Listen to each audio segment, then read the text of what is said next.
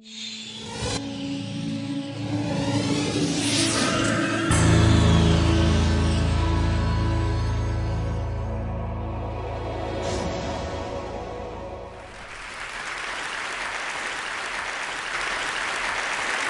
you.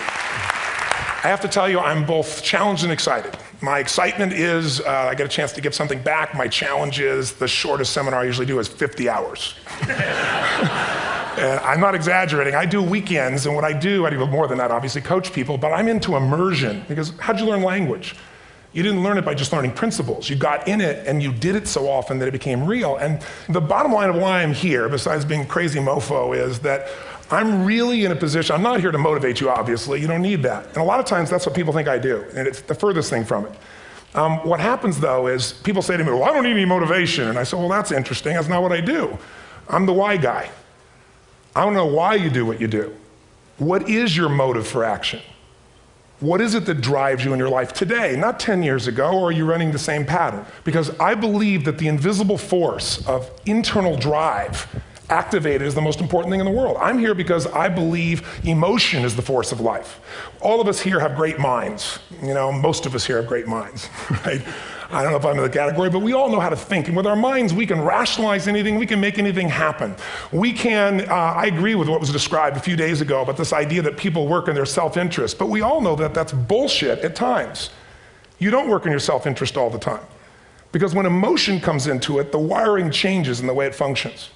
And so it's wonderful for us to think intellectually about how the life of the world is, and especially those who are very smart. We can play this game in our head, but I really want to know what's driving you. And what I'd like to maybe invite you to do by the end of this talk is explore where you are today for two reasons. One, so that you can contribute more. And two, so that hopefully we can not just understand other people more, but maybe appreciate them more and create the kinds of connections that can stop some of the challenges that we face in our society today. They're only going to get magnified by the very technology that's connecting us, because it's making us intersect. And that intersection doesn't always create the view of everybody now understands everybody and everybody appreciates everybody. So I've had an obsession basically for 30 years. And that obsession has been what makes the difference in the quality of people's lives? What makes a difference in their performance? Because that's what I got hired to do. I got to produce the result now. That's what I've done for 30 years. I get the phone call when the athlete is burning down on national television and they were ahead by 5 strokes and now they can't get back on the course. And I got to do something right now to get the result or nothing matters. I get the phone call when the child is going to commit suicide, and I got to do something right now.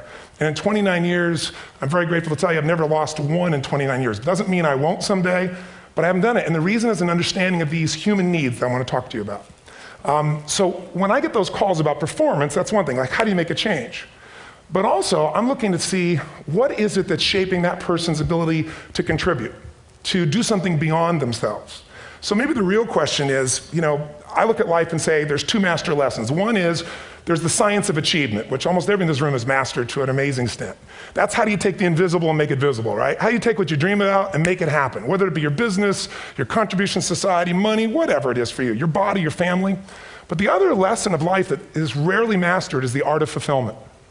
Because science is easy, right? We know the rules, you write the code, you follow those, and you get the result. Once you know the game, you just, you up the ante, don't you? But when it comes to fulfillment, that's an art. And the reason is it's about appreciation and it's about contribution. You can only feel so much by yourself. So I've had an interesting laboratory to try to answer the question of the real question, which is what's the difference in somebody's life if you look at somebody like those people that you've given everything to, like all the resources they say they need. You gave them not a $100 computer, you gave them the best computer. You gave them love, you gave them joy, you were there to comfort them.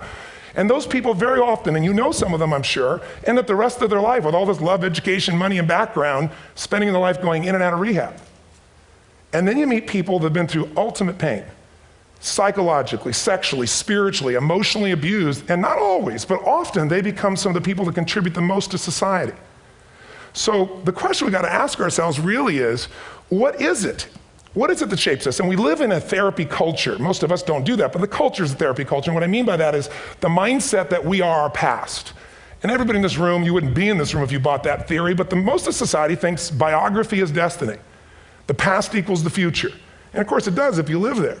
But what people in this room know, and what we have to remind ourselves though, because you can know something intellectually, you can know what to do and then not use it, not apply it. So really what we got to remind ourselves is decision is the ultimate power. That's what it really is. Now, when you ask people, have you failed to achieve something? How many have ever failed to achieve something significant in your life? Say aye. Thanks for the interaction on a high level there. But if you ask people, why didn't you achieve something? Somebody who's working for you, or a partner, or even yourself, and you failed to achieve a goal, what's the reason people say they failed to achieve? What do they tell you? Didn't know enough, didn't have the knowledge, didn't have the money, didn't have the time, didn't have the technology, I didn't have the right manager. Supreme Court. Didn't have the Supreme Court.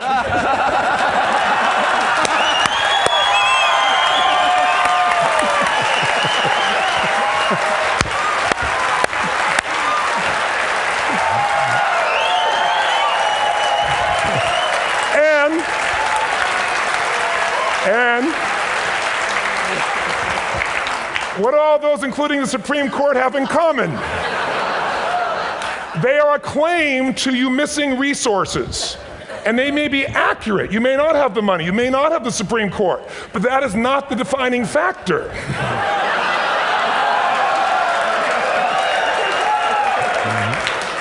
And you correct me if I'm wrong. The defining factor is never resources, it's resourcefulness. And what I mean specifically, rather than just some phrase, is if you have emotion, human emotion, something that I experienced from you day before yesterday at a level that is as profound as I've ever experienced, and if you'd communicated with that emotion, I believe you would have beat his ass and won.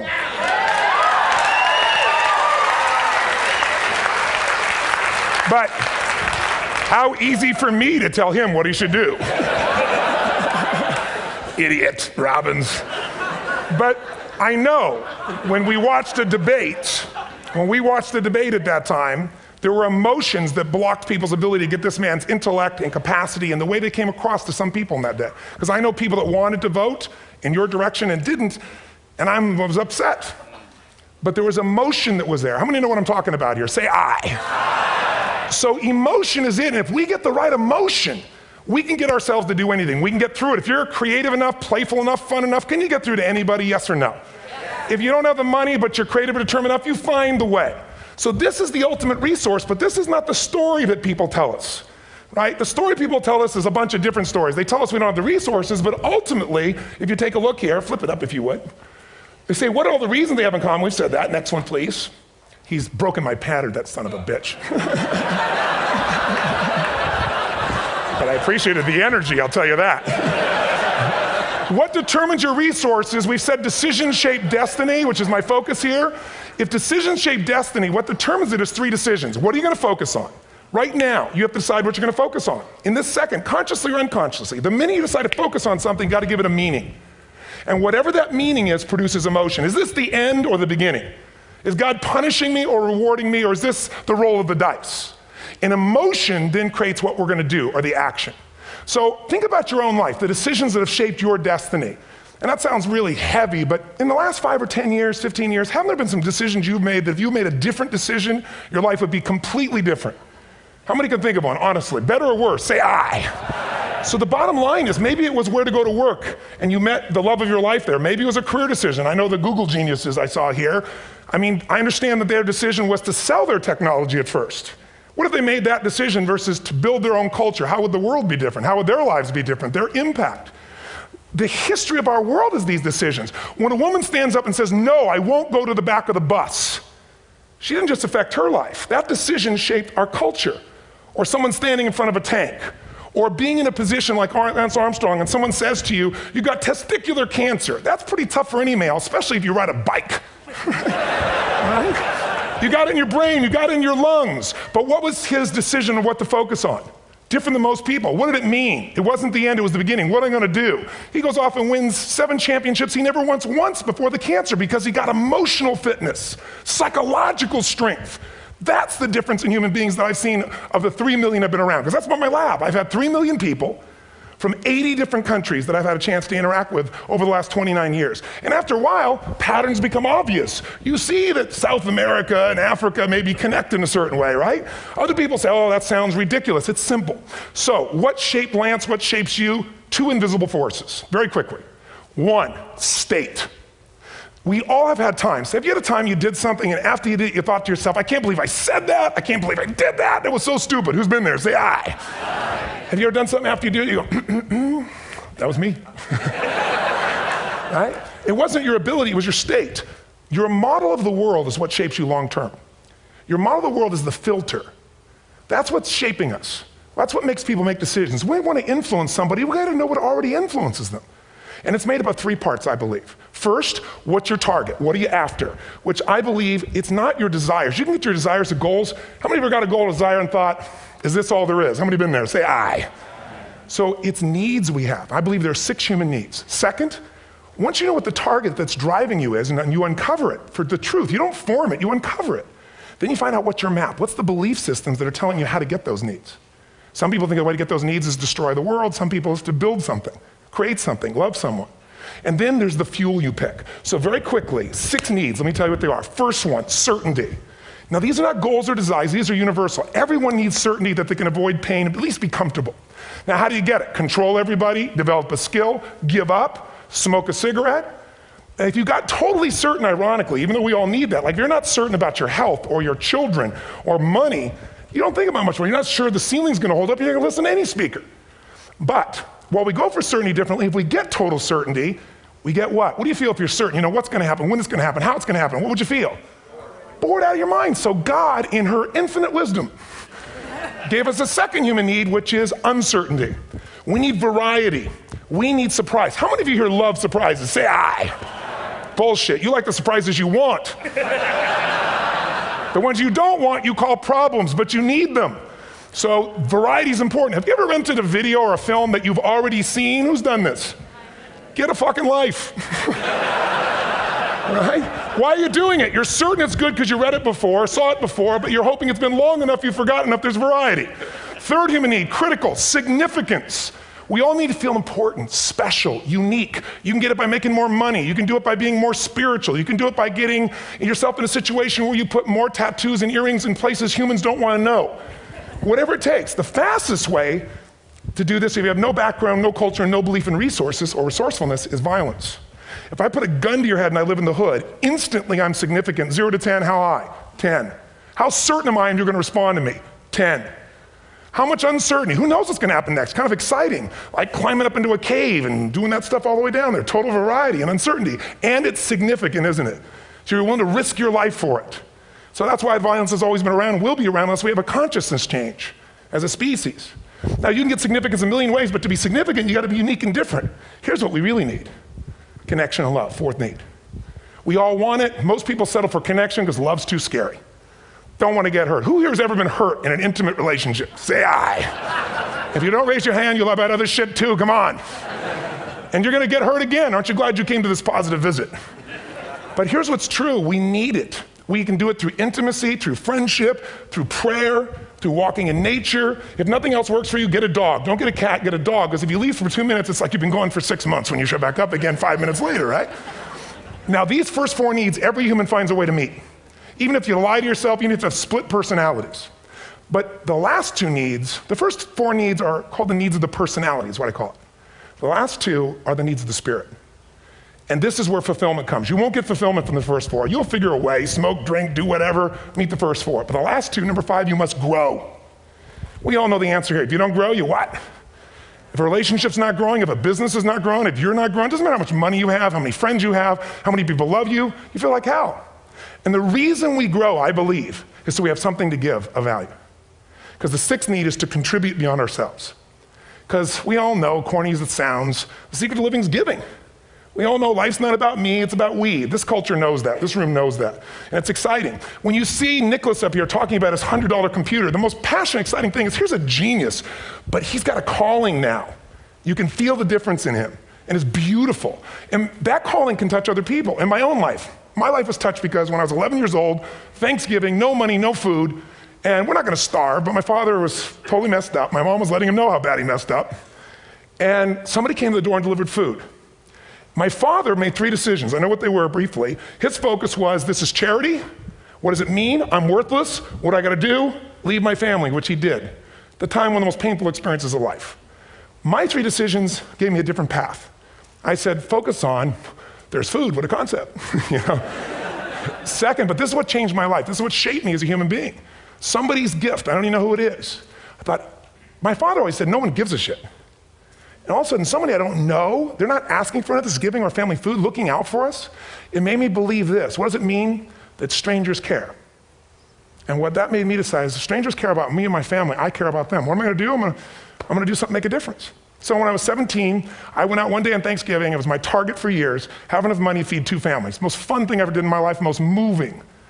Then next year I did 4, and I didn't tell anybody what I was doing. Next year, 8. I wasn't doing it for brownie points, but after 8, I thought, shit, I could use some help. So sure enough, I went out, and what did I do? I got my friends involved, and I grew companies, and then I got 11 companies, and I built a foundation. Now, 18 years later, I'm proud to tell you, last year we fed 2 million people in 35 countries through our foundation, all during the holidays, Thanksgiving, Christmas, in all the different countries around the world. It's been fantastic. Thank you. So I don't tell you that to brag, I tell you because I'm proud of human beings because they get excited to contribute once they've had the chance to experience it, not talk about it. So finally, I'm about out of time, the target that shapes you, here's what's different about people. We have the same needs, but are you a certainty freak? Is that what you value most, or uncertainty? This man here couldn't be a certainty freak if he climbed through those caves. Are you driven by significance or love? We all need all 6, but whatever your lead system is tilts you in a different direction. And as you move in a direction, you have a destination or destiny. The second piece is the map. Think of that as the operating system tells you how to get there. And some people's map is, I'm gonna save lives even if I die for other people, and they're a fireman. Somebody else says, I'm gonna kill people to do it. They're trying to meet the same needs of significance, right? They want to honor God or honor their family, but they have a different map. And there are 7 different beliefs. I can't go through them because I'm done. The last piece is emotion. I say one of the parts of the map is like time. Some people's idea of a long time is 100 years. Somebody else says is 3 seconds, which is what I have. And the last one I've already mentioned that felt you. If you got a target and you got a map, and let's say, I can't use Google because I love Maps, and they haven't made it good for Macs yet. So if you use MapQuest, how many have made this fatal mistake of using MapQuest at some time? You use this thing and you don't get there. Well, imagine if your beliefs guarantee you can never get to where you want to go. The last thing is emotion. Now here's what I'll tell you about emotion. There are 6,000 emotions that we all have words for in the English language, which is a linguistic representation, right? It changes by language. But if your dominant emotions, if I have more time, I have 20,000 people or 1,000, and I have them write down all the emotions that they experience in an average week. And I give them as long as they need. And on one side, they write empowering emotions, the other is disempowering. Guess how many emotions people experience? Less than 12. And half of those make them feel like shit. So they got 5 or 6 good frickin' feelings, right? It's like they feel happy, happy, excited, oh shit, frustrated, overwhelmed, depressed. How many of you know somebody who no matter what happens finds a way to get pissed off? How many know somebody like this? Or no matter what happens, they find a way to be happy or excited. How many know somebody like this? Come on. When 9/11 happened, and I'll finish with this, I was in Hawaii. I was with 2,000 people from 45 countries. We were translating 4 languages simultaneously for a program that I was conducting for a week. The night before was called Emotional Mastery. I got up, had no plan for this, and I said, we had all this fireworks, I do crazy shit, fun stuff. And then at the end I stopped, and I had this plan I was gonna say, but I never do what I'm gonna say. And all of a sudden I said, when do people really start to live? When they face death. And then I went through this whole thing about if you were gonna get off this island, if 9 days from now you were gonna die, who would you call, what would you say, what would you do? One woman, well that night is when 9/11 happened. One woman had come to the seminar, and when she came there, her previous boyfriend had been kidnapped and murdered. Her friend, or her new boyfriend, wanted to marry her, and she said no. He said, if you leave and go to that Hawaii thing, it's over with us. She said, it's over. When I finished that night, she called him and left a message, true story, at the top of the World Trade Center where he worked, saying, honey, I love you. I just want you to know, I want to marry you. It was stupid of me. She was asleep, because it was 3 a.m. for us, when he called her back from the top and said, honey, I can't tell you what this means. He said, I don't know how to tell you this, but you give me the greatest gift, because I'm going to die. And she played the recording for us in the room. She was on Larry King later. And he said, you're probably wondering how on earth this could happen to you twice. And he said, all I can say to you is, this must be God's message to you, honey. From now on, every day, give your all, love your all. Don't let anything ever stop you. She finishes, and a man stands up and he says, I'm from Pakistan, I'm a Muslim. I'd love to hold your hand and say I'm sorry, but frankly, this is retribution. I can't tell you the rest because I'm out of time.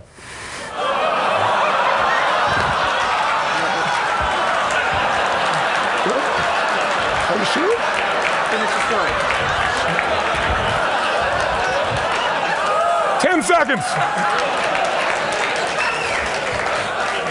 10 seconds. No, I want to be respectful. 10 seconds. All I can tell you is I brought this man on stage with a man from New York who worked in the World Trade Center, because I had about 200 New Yorkers there. More than 50 lost their entire companies, their friends, marking off their Palm Pilots. One financial trader, this woman made of steel, bawling. 30 friends crossing off that all died. And what I did to people said, what are we going to focus on? What does this mean, and what are we going to do?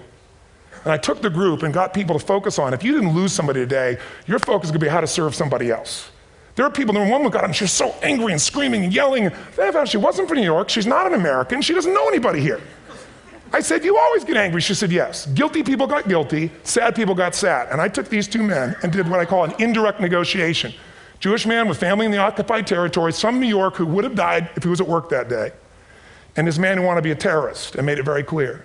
And the integration that happened is on a film, which I'll be happy to send you, so you can really see what actually happened instead of my verbalization of it. But the two of them not only came together and changed their beliefs and models of the world, but they've worked together to bring, for almost 4 years now, to various mosques and synagogues, the idea of how to create peace. And he wrote a book, which is called My Jihad, My Way of Peace. So transformation can happen. So my invitation to you is this. Explore your web, the web in here.